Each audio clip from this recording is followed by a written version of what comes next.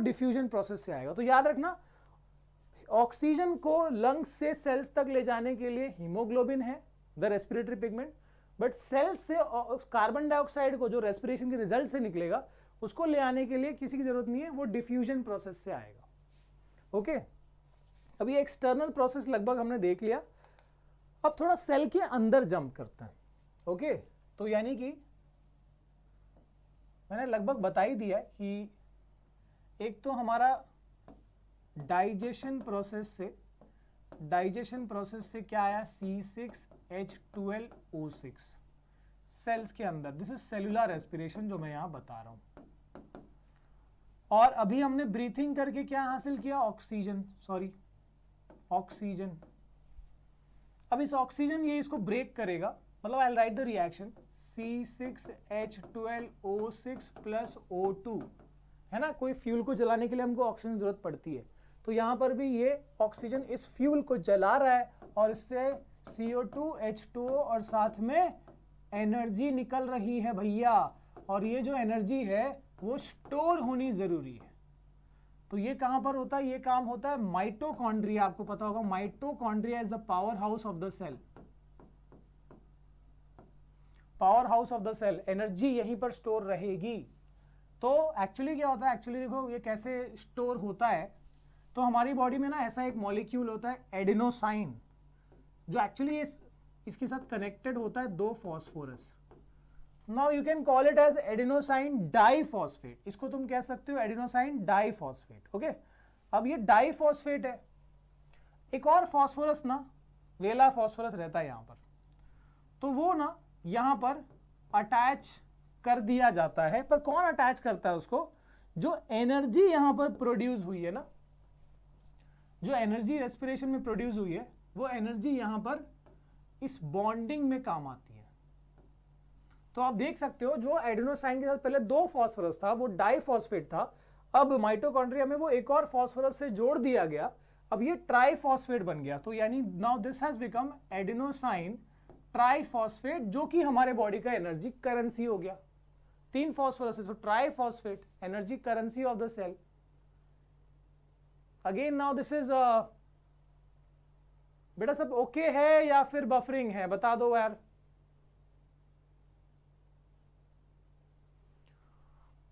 एक बार कंफर्म कर दो, बिकॉज यहां पर तो लग रहा है कि सब ओके है।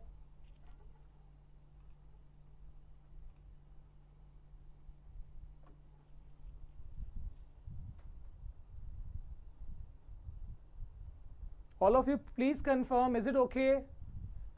ओके, सो ओके है तो आगे बढ़ते हैं, ठीक है।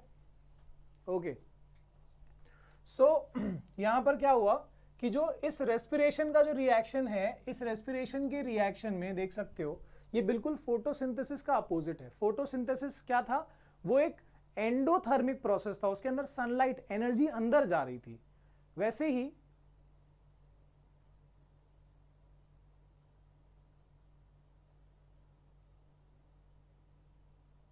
बफरिंग हो रहा है यार, ये क्या दिक्कत है।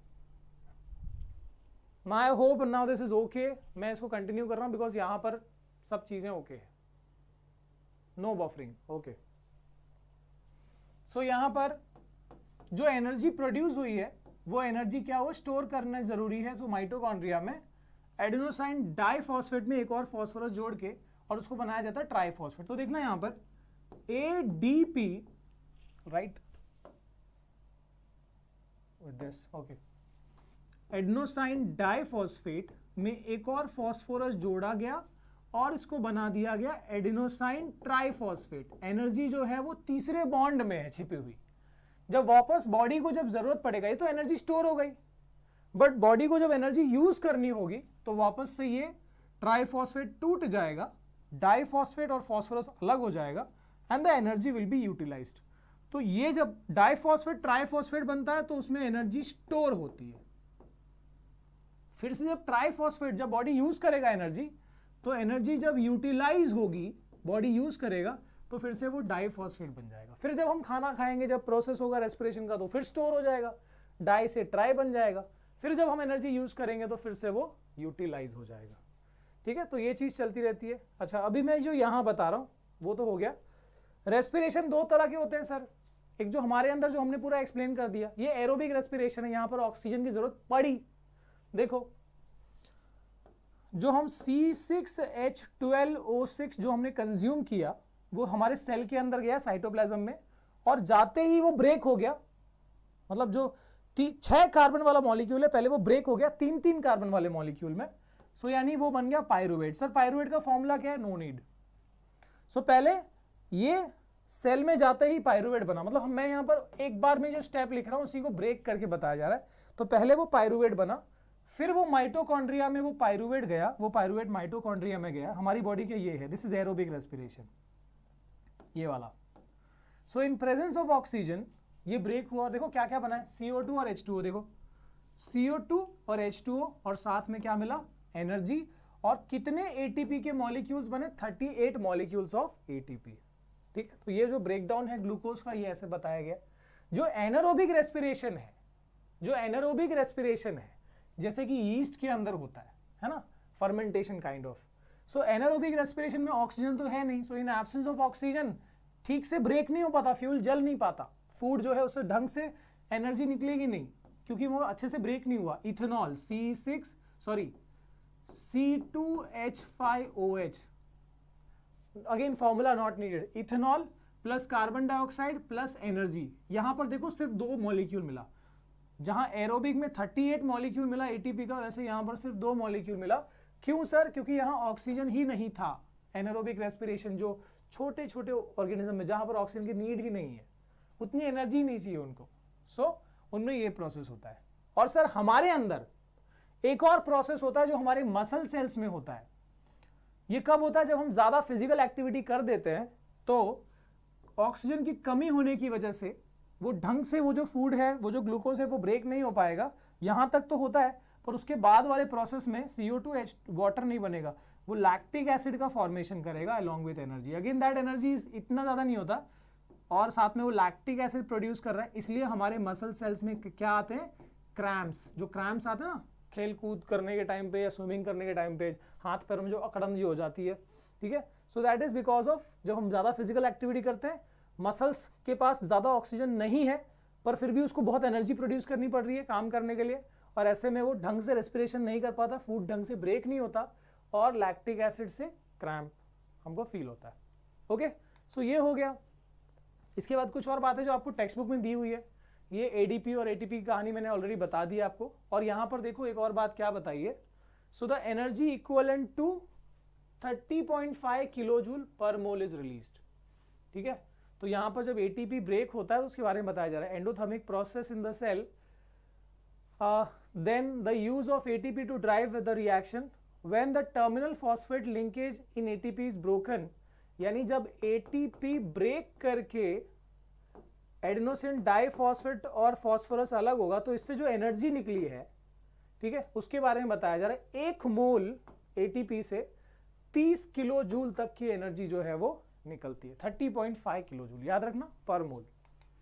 आगे, अच्छा, प्लांट्स का रेस्पिरेशन तो बचा ही था, उसके बाद मेंटी आएगा।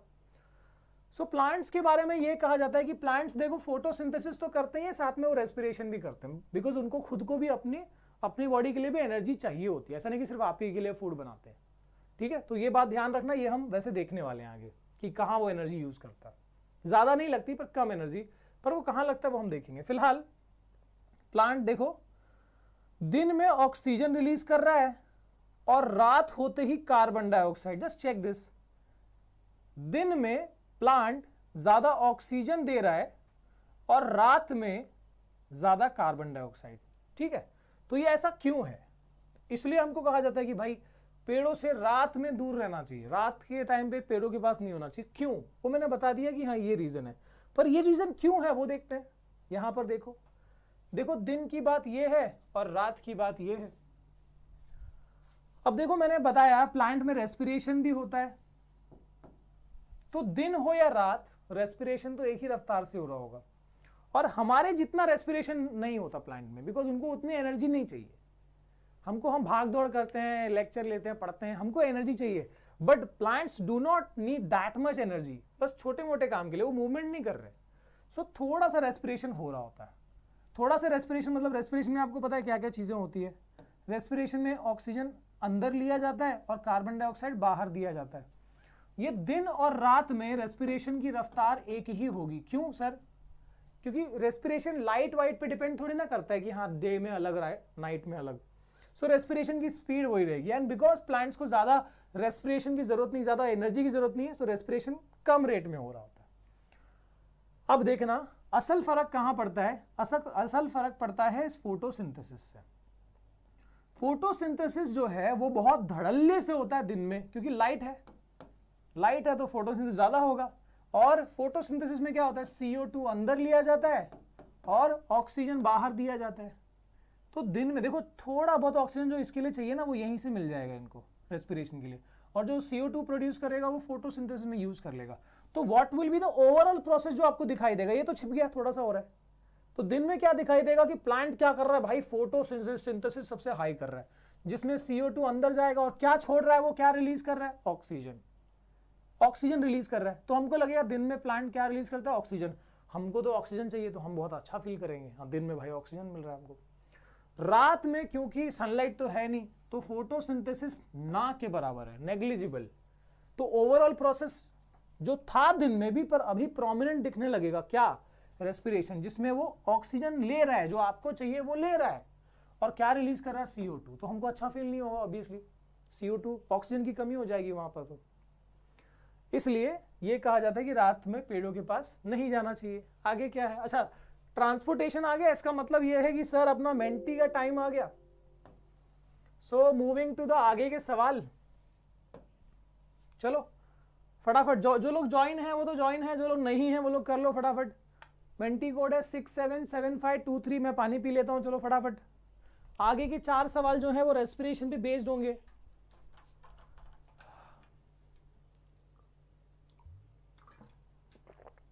एक 1000 लाइक्स हो चुके हैं, वाह क्या बात है। हाँ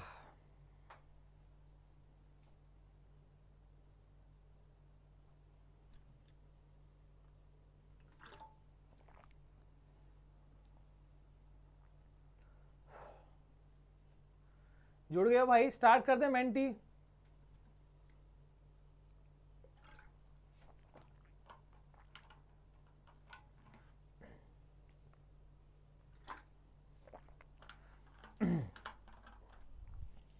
क्या मेंटी को शुरू कर दिया जाए, चलो स्टार्ट कर देते हैं।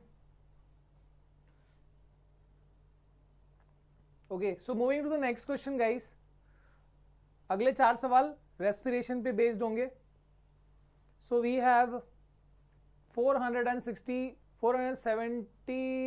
Something student. Okay, aquatic animals respire faster as, aquatic animals faster क्यों रेस्पिरेशन करते हैं, मैंने पढ़ाया इनडायरेक्टली, मैंने एक्वाटिक का तो पढ़ाया नहीं वैसे, पर इनडायरेक्टली आपको समझ में आना चाहिए वहां पर क्या कारण है। मैंने यस ऑक्सीजन की एक खूबी बताई कि ऑक्सीजन जो है वो क्या होता है, oxygen is less soluble, oxygen जो है वो लेस सोल्यूबल है वाटर के अंदर। सो ऑब्वियसली उनको एनर्जी अगर चाहिए ऑक्सीजन भरपूर लेना होगा, ऑक्सीजन पानी में ज़्यादा है ही नहीं, तो फास्ट रेस्पिरेशन करके अपनी ऑक्सीजन नीड को पूरा करते हैं। अगला देखते हैं गाइस, 440 बच्चों ने जवाब दिया था इसका।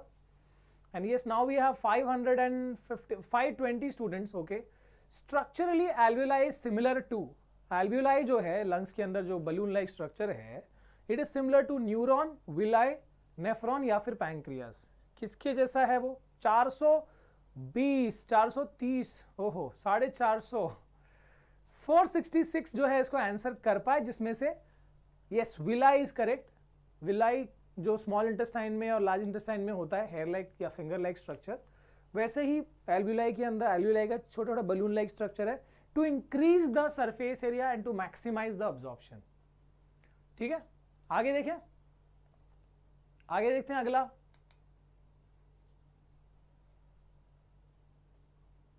अगला देखते हैं। Yes, dash is the energy currency of our body. 550 बच्चे जुड़े हैं। Energy currency, which is the energy currency of our body. Very simple, very easy this is. Okay, so we have 520 answers. और 521 में से 459 लोगों ने सही जवाब दिया है कि ATP the adenosine triphosphate is the energy currency of our body. ठीक है, आगे देखें चौथा और ये आखिरी सवाल इस वाले रेस्पिरेशन वाले पार्ट का। रेस्पिरेशन अकर इन, किसमें होता है respiration? Animals only, plants only, या फिर बोथ प्लांट्स एंड एनिमल्स, या none of the above? Respiration किस में होता है? प्लांट्स में होता है, एनिमल्स में होता है, या दोनों में होता है? यस, वेल डन, 511 सही है। रेस्पिरेशन प्लांट्स और एनिमल्स दोनों में होता है। फोटोसिंथेसिस सिर्फ प्लांट्स में होता है, बट रेस्पिरेशन दोनों में होता है। I guess there is some buffering kind of situation. क्या बफरिंग हो रही है? लेट मी चेक, आप लोग कंफर्म करके बताओ बफरिंग है या क्लियर है। टाइप करके बताओ बफरिंग है या क्लियर है।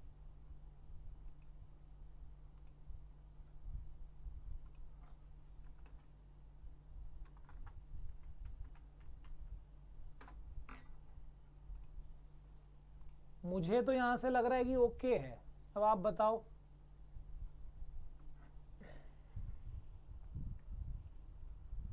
Buffering okay, let me check. यार मेरे नेट की स्पीड तो एकदम प्रॉपर है।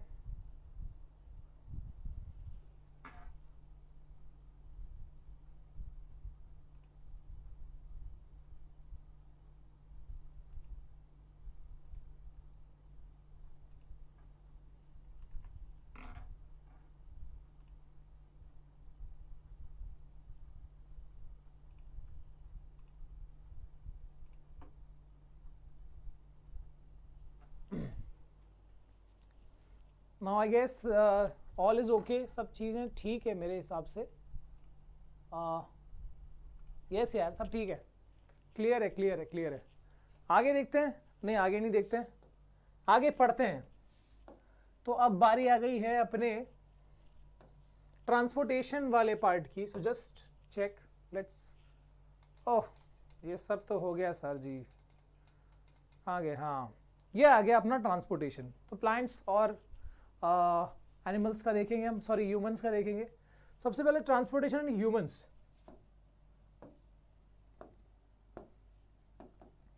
पहले मैं देख रहा हूं ह्यूमंस के बारे में, ठीक है। तो आपको पता है कि हमारी बॉडी में अलग अलग चीजें ट्रांसपोर्ट होती हैं, चाहे वो ऑक्सीजन हो या CO2 हो या न्यूट्रिएंट्स हो या वेस्ट हो। इन सब चीजों का ट्रांसपोर्ट कौन करता है? इन सब का ट्रांसपोर्टर है blood. So which is the actual transporter in the body? It is the blood. Blood he transport करता है। हार्ट की ड्राइंग आनी चाहिए सर, ठीक है। कैसे बनाना है मैंने उसके ऊपर वीडियो बनाया है, आप देख सकते हो। तो देख लो अभी हार्ट के जो 4 चेम्बर्स है, आपको पता है कि अपना जो हार्ट है वो 4 चेम्बर्स होता है, 4 चेम्बर्ड हार्ट होता है। अब जो लोअर वाले पार्ट है उसको वेंट्रिकल कहते हैं, जो अपर वाला पार्ट है उसको एट्रियम बोलते हैं, ठीक है। ये राइट और ये लेफ्ट, हम अपने बॉडी पार्ट को पढ़ रहे हैं एनाटॉमी में, कभी भी ये लेफ्ट ये राइट नहीं होता, ये राइट हम अपने आप को ऐसे अज्यूम करते हैं। सो this is right atrium, this is left atrium, this is right ventricle, this is left ventricle. Atrium भी बोलते हैं और या फिर ऑरिकल भी कहा जाता है। देखो ये राइट एट्रियम, ये लेफ्ट एट्रियम, ये एक चेंबर हुआ, ये एक चेंबर हुआ, ये वाला right ventricle, this is left ventricle, ठीक है। ब्लड देखो ऐसे आता है, इम्प्योर ब्लड यहां से आता है। और हार्ट का काम क्या है? देखो ब्लड में जो प्रेशर बनाने का काम है, जो ब्लड में पेस देने का काम है, वो कौन करता है? वो करता है हार्ट। तो बेसिकली यहां पर हमको वर्किंग ऑफ हार्ट ही देखना है कि ब्लड बॉडी में ब्लड को फ्लो कराने के लिए यही काम करता है। यहां से इम्प्योर ब्लड यानी कि CO2 वाला ब्लड आता है, देखो ऐसे CO2 वाला ब्लड, ये vena cava, largest when is called vena cava. When और आर्टरी की कहानी बताऊंगा, पहले इतना समझ लो। यहां से इम्प्योर ब्लड आता है, इधर से ये चेंबर में जाएगा, यहां से फ्लो करके निकलेगा, लंग्स के पास जाएगा, और लंग्स से में ऑक्सीजन मतलब CO2 वाला ब्लड दे दिया जाएगा, वहां से ऑक्सीजन कैरी किया जाएगा। हमने देखा लंग्स में कैसे ऑक्सीजन एक्सचेंज होता है, और वो ऑक्सीजन वाला ब्लड यहां से देखो इधर से एंट्री कर रहा है, यहां से गया, ऐसे एंट्री किया, अब ये ऑक्सीजन वाला ब्लड है, यानी प्योर ब्लड है, ऑक्सीजनेटेड ब्लड है, और यहां से फिर से बॉडी में चला गया for the next respiration, cellular respiration जो होता है, सेल्स में जो है ऑक्सीजन की जरूरत है। देखो CO2 वाला ब्लड ऐसे आया, इधर गया, इधर से फिर लंग्स में गया, CO2 दे दिया, ऑक्सीजन ले लिया, एंट्री किया ऑक्सीजन वाला ब्लड, यहां पर गया और यहां से पूरी बॉडी में सेंड कर दिया गया। जिस वेन से, लार्जेस्ट वेन से आता है, सो दैट इज वेना कावा, और लार्जेस्ट आर्टरी से निकलता है, सो एओर्टा। वेन्स क्या होते हैं? हार्ट के तरफ, जो हार्ट के अंदर ब्लड लेके जा रहा है, दैट वेसल इज, वो ब्लड वेसल को अपन वेन बोलते हैं, और जो हार्ट से ब्लड बाहर लेके जाता है उसको अपन क्या बोलते हैं? उसको अपन आर्टरी कहते हैं। ठीक है, ओके। सो अब थोड़ा आगे देखते हैं, और लेफ्ट और राइट पार्ट को सेपरेट करने के लिए जो ये वॉल है इसको सेप्टम कहते हैं, याद रखना। जो लेफ्ट और राइट पार्ट को सेपरेट करता है वो वॉल को सेप्टम कहते हैं। अब देखो, सो नाउ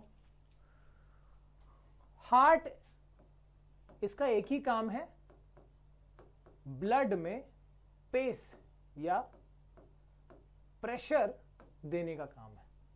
ठीक है, तो ये क्या करता है? ये एक एजेंट की तरह काम करता है, एक एजेंट की तरह क्या कराता है? देखो, ये हमारा पूरे बॉडी का सेल्स है, मान लो, जिनको रेस्पिरेशन की जरूरत है, ऑक्सीजन की जरूरत है, और ये लंग्स है। तो देखो, ये हार्ट क्या करता है? पूरे बॉडी से थका हारा ब्लड को कैरी करता है। मतलब कैसा ब्लड होगा? जिसमें कार्बन डाइऑक्साइड है, क्योंकि रेस्पिरेशन के बाद तो CO2 ही निकलेगा। सेल्स में क्या होता है? रेस्पिरेशन होता है। रेस्पिरेशन में ऑक्सीजन लिया जाता है और CO2 दिया जाता है। तो CO2 निकल के जा रहा है, कहां से जा रहा है? वेन्स के थ्रू। क्या है ये ब्लड वेसल? वेन है, और लार्जेस्ट वेन को वेना कावा बोलते हैं। ठीक है, सो वेन्स के थ्रू, मैं इधर लिख देता हूं वेन। क्यों वेन कहा गया है? क्योंकि हार्ट के टुवर्ड्स, हार्ट के तरफ ब्लड लेके जा रहा है, तो जो हार्ट के तरफ ब्लड लेके जाता है उसको वेन्स कहते हैं। ठीक है, तो ये ब्लड वेसल वेन है। तो यानी इसकी वेन्स के थ्रू कौन सा ब्लड? डीऑक्सीजनेटेड ब्लड, यानी कार्बन डाइऑक्साइड वाला ब्लड हार्ट के अंदर जा रहा है। राइट, देखो, राइट एट्रियम के अंदर। तो पहली बार इम्प्योर ब्लड कहां से एंट्री करता है? राइट एट्रियम के अंदर। राइट एट्रियम से ब्लड जा रहा है राइट वेंट्रिकल में, एट्रियम से वेंट्रिकल में गया। देखो क्या होता है, पहले राइट एट्रियम में ब्लड भरेगा, ये तब तक बंद होगा, ये कॉन्ट्रैक्ट करेगा, देखो ऐसे ब्लड यहां जाएगा, यहां आया। और एक बात, वेन्स में ज्यादा प्रेशर नहीं होता। देखो ये ऊपर जो हमको ब्लड वेसल दिखाई पड़ते हैं, ये ऊपर सब वेन्स है, ज्यादा प्रेशर नहीं होता, मतलब जितना आर्टरी में होता है उतना नहीं होता। आर्टरी अंदर होता है, बाहर नहीं।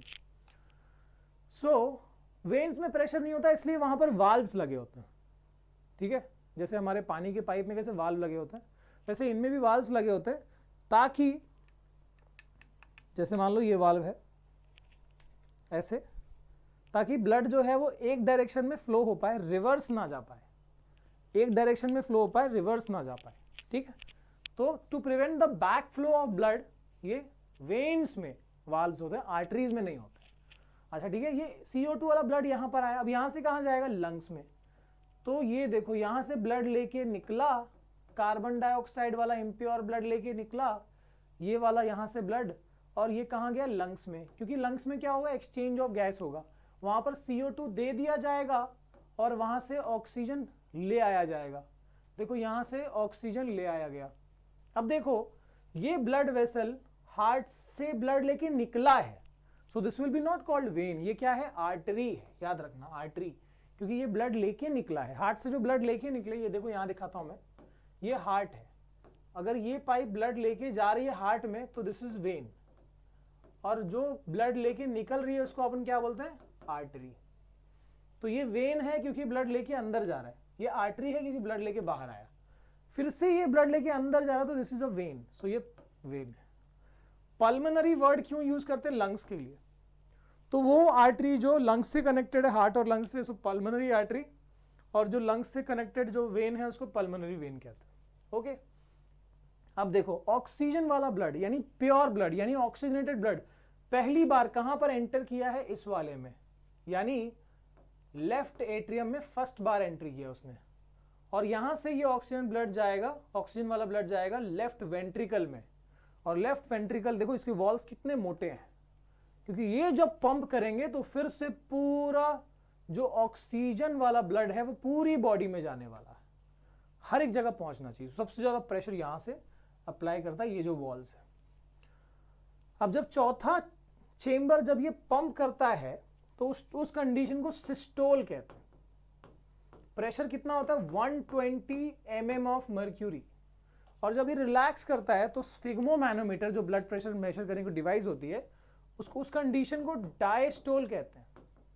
और स्फिग्मोमैनोमीटर में कितना मेजर होगा normally, that is 80 mm of mercury normal cases में। सो नॉर्मल हार्ट बीट कितनी होती है 120/80, ये सॉरी हार्ट बीट बोल रहा हूं, ब्लड प्रेशर 120/80, सिस्टोलिक डायस्टोलिक ऐसे बोलते हैं। ब्लड प्रेशर हाई रहेगा तो ज्यादा रहेगा, 150 130 हो जाएगा, और ये 90 या 100 होगा, नॉर्मल ये है। और हार्ट बीट की जो साउंड है वो लब डब, हार्ट बीट की जो साउंड है वो है लब डब, ठीक है।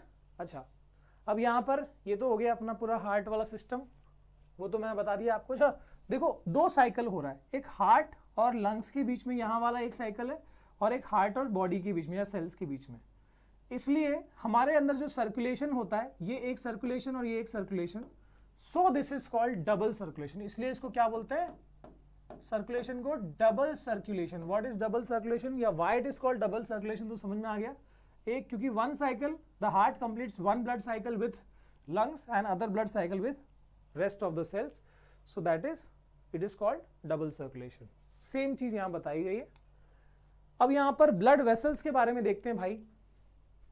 ब्लड वेसल्स कितने टाइप के होते हैं, 3 टाइप के होते हैं, आर्टरीज, वेन्स और कैपिलरीज। मैंने बताया कि जो हार्ट की तरफ ब्लड लेके जाते हैं उसको वेन कहते हैं, और जो हार्ट से ब्लड लेके निकलते हैं उसको आर्टरी कहते हैं। और उसके बाद आर्टरी जब छोटे छोटे वेसल्स में डिवाइड होता है, बहुत पतले पतले ट्यूब्स में, क्योंकि सेल्स से वहां पर एक्सचेंज करना है, तो ये पतले ट्यूब्स को क्या बोलते हैं, दे आर कॉल्ड कैपिलरीज। देखो कैपिलरीज, और फिर से कैपिलरीज जब इकट्ठा होंगे तो वो क्या बनेंगे, वेन बन जाएंगे, ठीक है।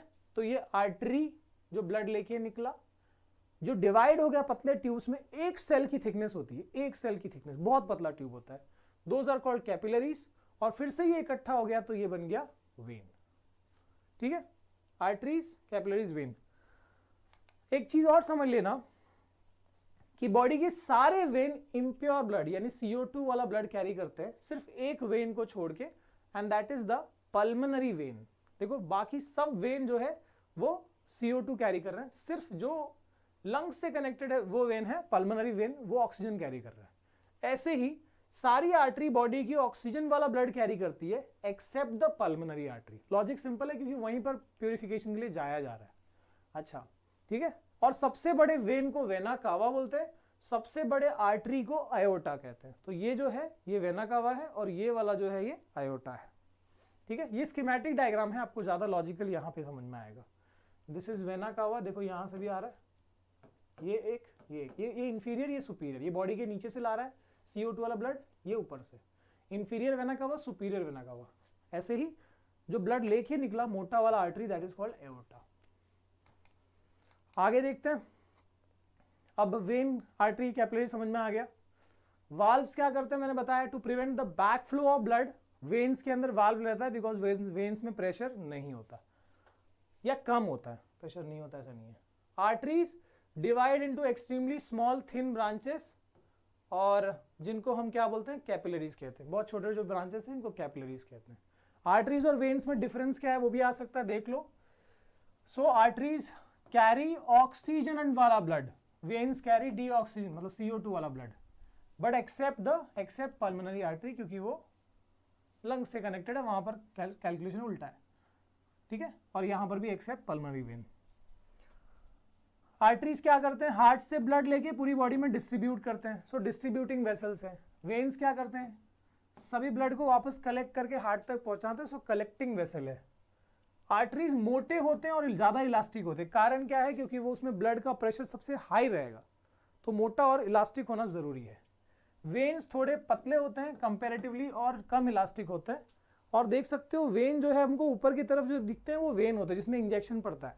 सो वेन्स आर सुपरफिशियल या नियर टू द स्किन, लेकिन आर्टरीज अंदर की तरफ होते हैं, डीप इनसाइड, डीप सीटेड। क्यों? क्योंकि आर्टरीज में प्रेशर ज्यादा है, अगर कुछ कट पड़ गया तो पूरा ब्लड ऐसे ही खतरनाक तरीके से फ्लो हो जाएगा। ठीक है, आगे देखते हैं गाइस। ब्लड के बारे में कुछ बताया जा रहा है। ब्लड क्या है? कनेक्टिव टिश्यू, ये हमने 9th में पढ़ा है। ठीक है, और कनेक्टिव टिश्यू है ऑब्वियसली, इसमें आरबीसी है, डब्ल्यूबीसी है, प्लेटलेट्स है, लिम्फ है। आरबीसी क्या होता है? मैंने बताया हीमोग्लोबिन होता है उसके अंदर जो ऑक्सीजन कैरी करने में हेल्प करता है। ठीक है, और जो ब्लड में रेड कलर है वो इसी आरबीसी की वजह से होता है। डब्ल्यूबीसी हमारे डिफेंस सिस्टम को, हमारे इम्यून सिस्टम के लिए जो एंटीबॉडीज तैयार करता है वो डब्ल्यूबीसी है। प्लेटलेट्स हमको अगर इंजुरी हो गई, कहीं कट गया, जख्म हो गया, तो ब्लड